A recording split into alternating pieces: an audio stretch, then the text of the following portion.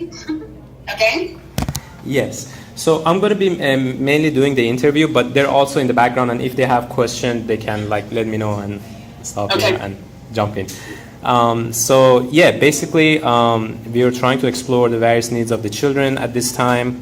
And when I found out about your website on the hospital that you guys are doing the summer camp, I got really excited, and that the children in the Bay Area have that opportunity for the summer camp to get together, socialize, and kind of feel like normal kids, and enjoy their time together, and families can connect with each other and learn from each other, from their experiences. So I was wondering how long the summer camp has been going on. Well, we started in 2010, and we've been a yearly camp since then. So this last year we had our 8th camp. Oh, we wow.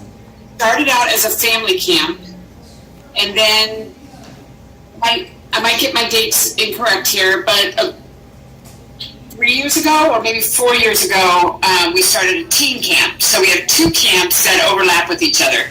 So the children's camp, so then we started a teen camp. Mm-hmm. A few years back, we decided to not offer a family camp and instead have a kids camp. Mm-hmm. Now, 2 years in a row now, we've had a kids camp and a teen camp. We start with the teens so that they have some teen time alone without the littler kids, and then the kids join in maybe a day later. And then they're both in camp together for the rest of the time. Oh, I see. So this past summer, how many children came to the children camp, approximately? Well, yeah, this is very exciting. We had 69 children. Oh, wow. Yeah, and they come from out of state. Not too many. Most are in the state of California, but we have a few kids who come out of state, and we've had 1 or 2 kids come from out of the country. Oh, out of the country. Oh my God, nice. So the news has spread. Well, when I first started the camp, there were only 4 camps in the country that specifically served these kids. Mm-hmm. I think there are other camps either that are happening now or in the works, because I think there's a great model in Texas. If you haven't heard about the Texas camp, it's through Texas Scottish Rite. No. Yeah, and so we modeled. They're in Dallas, and we modeled our program after their program. Oh, I see. Additionally, there's a camp in Florida called Hands to Love. I haven't heard of that one either. Yeah, and then finally, that one was started by a hand surgeon and his therapist wife. Oh, I see. And then finally, there was another camp. I don't think they necessarily have a camp every year, but in St. Louis with the Shriners in St. Louis. St. Louis in Missouri or in Washington? Missouri. Okay.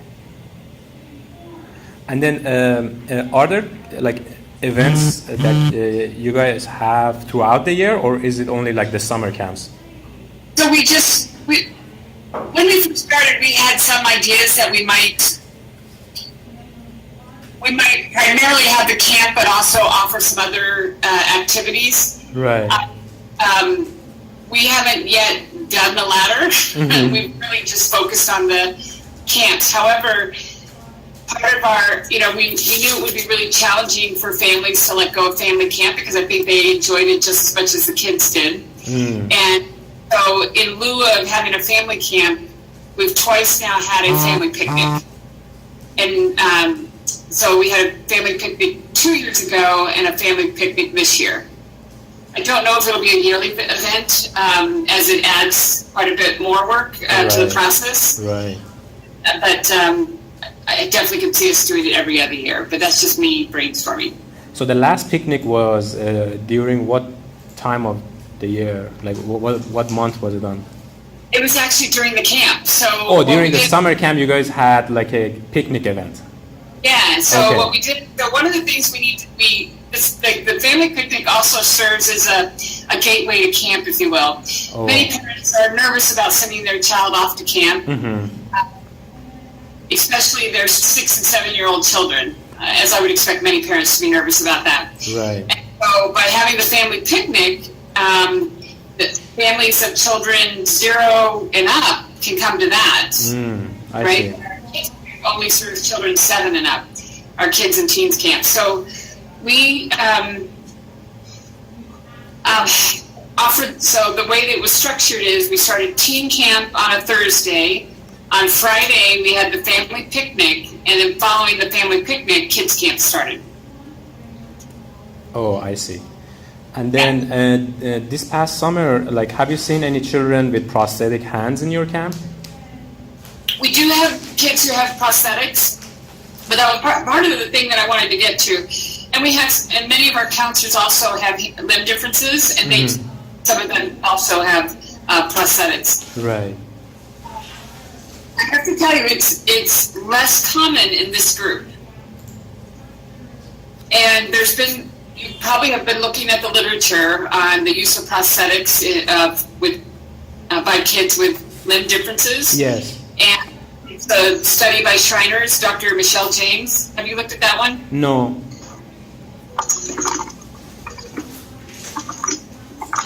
There are definitely some critiques about the study design.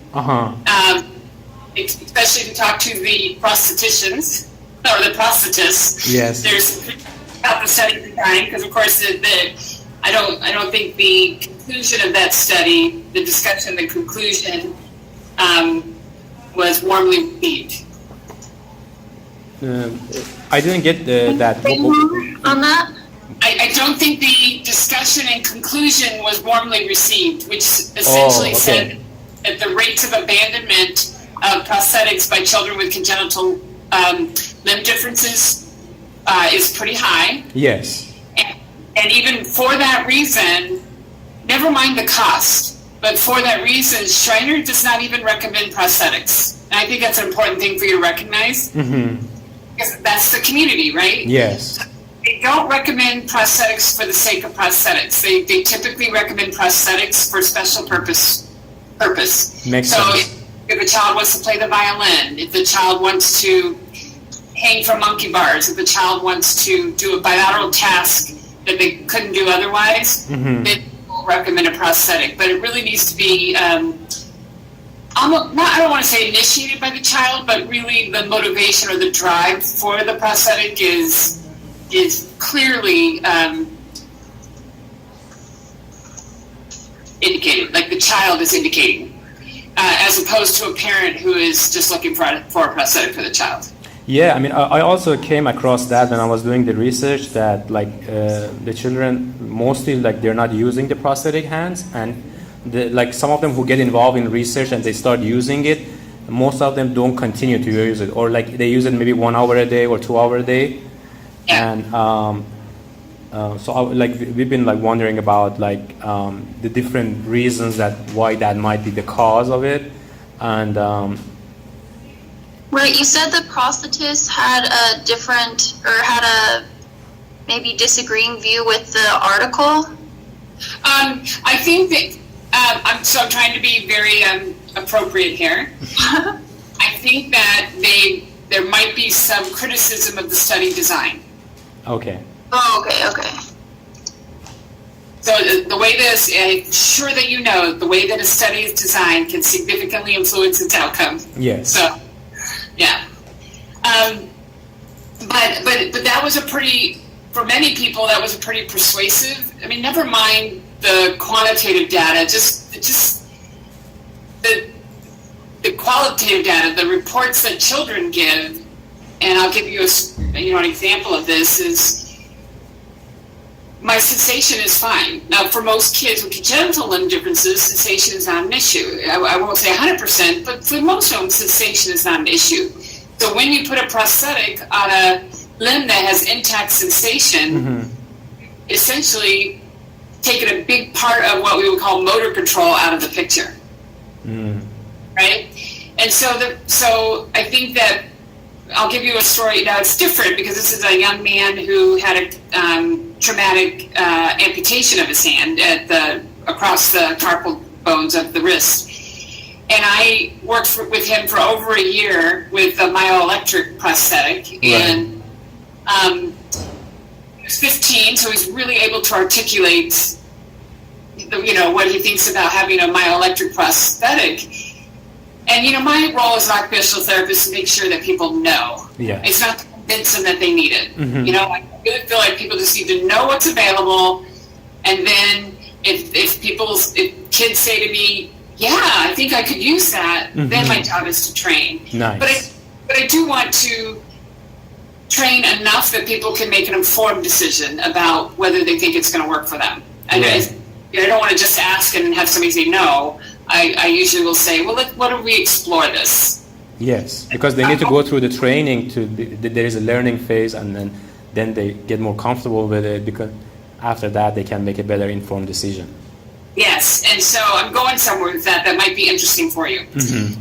But, so this young man that I worked with last year, very, very smart, and he said to me, I know someday I'll need this when I have a job, but right now I can do everything one-handed. Mm-hmm. Right? Now, he had a low-level amputation. It was across the carpal bones. So he had a little bit of wrist flexion, so he could actually hook objects with his residual limb, but he had enough function that he just saw a myoelectric as getting in the way. Oh, I see. So that's useful to you because the traditional myoelectrics are pretty heavy, right? Yes. And some of the myoelectrics that you all are coming out with are are lighter weight. Yes. And so I think that's an important feature of some of the less expensive options that people are coming up with 3D printing and such. Right. But where I think this could be interesting for you is, and I don't know if that's your intention, but what I think we need is cheaper demo versions, right? And so what's nice about 3D printing is people can try stuff out. Yes. Before spending $25,000. Exactly. We call it like the prototyping. Like you give them a prototype, they try it before you get their final product. So for this young man, he received a myoelectric, $25,000. I'm just making up a number. Yes. But a certain amount of money is spent, and now he's saying, I don't want it. So that's a problem. Yeah. So with regard to funding, so his funding source is only going to pay for the basics, right? Mm-hmm. But, if he could try out something a little bit more advanced, like that allowed for individual digit motion, mm-hmm. maybe he would recognize the benefit of the myoelectric, but because he's using just a basic, closing, opening myoelectric, then he's feeling like, oh, this is less useful. Mm-hmm. Anyways. So you see 3D printed myoelectric prosthetics as being more of a stepping stone, I guess, to a professional traditional prosthetic? Not necessarily, but it interests me that we could try out myoelectrics before they're purchased. I mean, before a huge amount of money is purchased. But I'll be honest, I have never had a patient who has received a 3D printed myoelectric prosthetic, right? So I don't really, I'm envisioning and imagining, but I don't truly know. I don't, because none of my patients have had that. But they've had body powered. Oh, they've had myoelectrics, but not the 3D printed myoelectrics. They've had any 3D printed prosthetics? No. No. Okay. I think one of our campers has, but he did not bring it to camp. All right. Pretty sure. And then from their parents, what kind of feedbacks are you getting, about the prosthetics?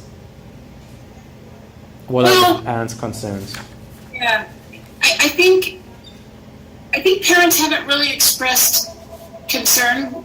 My experience, not what I've read in the literature, but I don't know that parents have expressed concern. I think generally parents are hoping their children will accept them. Okay. You know, I mean, that's again, just my experience. And so the concerns that parents express to me are the child's unwillingness to try. Mm-hmm. Parents typically want their children to try prosthetics to fit in, or as like a functionality aspect, or aesthetic, I guess. Wow, that is a great question. I truly don't know, but I know that when there's a bigger question out there now that hands can be transplanted. That becomes the big question parents have often when they see the doctor for the first time. Mm-hmm. Start inquiring about hand transplants, and then that conversation is often quickly finished, and then the next question is, well, what about prosthetics? And I think in my experience, the physicians that I have worked with, that include physicians at Shriners and physicians at UCSF, that I think that the overwhelming thoughts are, let's wait and see what specific activities the child might need a prosthetic for, which is very different than when I first started out in therapy. When I first started in OT working with kids with limb differences, I think the prevailing thought was introduce the prosthetic as early as possible so it becomes part of the child's body image. Right. And so that they learn to negotiate movement of their whole body with a prosthetic on. Oh, I see. But I don't think that's the prevailing thought anymore.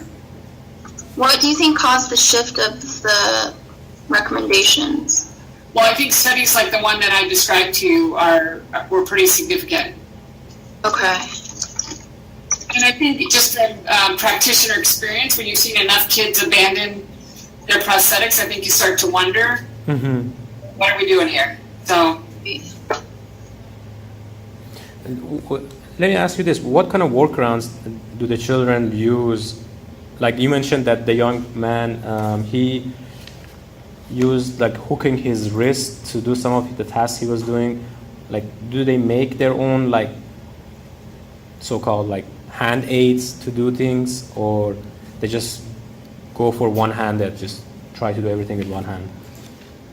well, from my experience at camp, I'll tell you that it's amazing what kids can do. Mm-hmm. You know, and I think that's why it's so different. The question, the discussion is so different if you're talking about kids who have had limb loss Mm-hmm. at birth versus kids who have been born with a difference. Because for kids who have trauma, there's a trauma that needs correcting. Right. But born with a limb difference, it's just who I am. Mm-hmm. Now, not for all kids, but with regard to learning, with regard to developing motor control and developing skillful use of the remaining limb, along with the other limb, they learn how to do things in ways that they don't need someone to show them. Okay, So I have said, so in my role as an occupational therapist, one of the things I do is problem solve daily activities to figure out how kids are going to do them.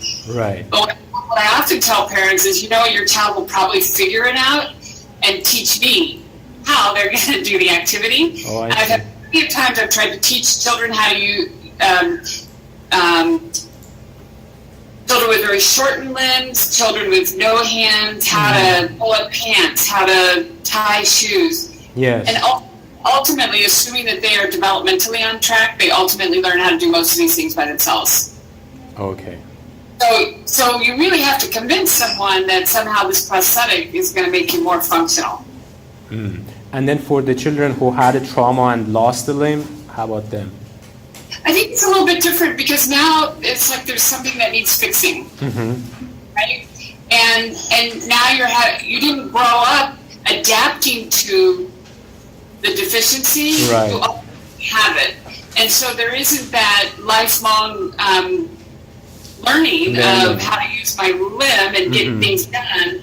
It's like having to completely renegotiate how to get things done. And so it has a much more it has a traumatic effect for both the loss of physical function as well as the emotional component of losing a limb, right? So one of the reasons I started this camp is that I recognized unless a child had surgery, there was very little I had to offer children with congenital limb differences. Because they're doing well, right? Area where they don't do quite as well, although some research that I've been working on starting to show that might not be true, is around social issues and school and self-perception and self-esteem at school related to being different. Right. But it's not about being able to do functional activities, although the piece of that that's important to consider is that, often children self-select based on the abilities that they have. So we don't know what these children never even considered an option, their limb difference.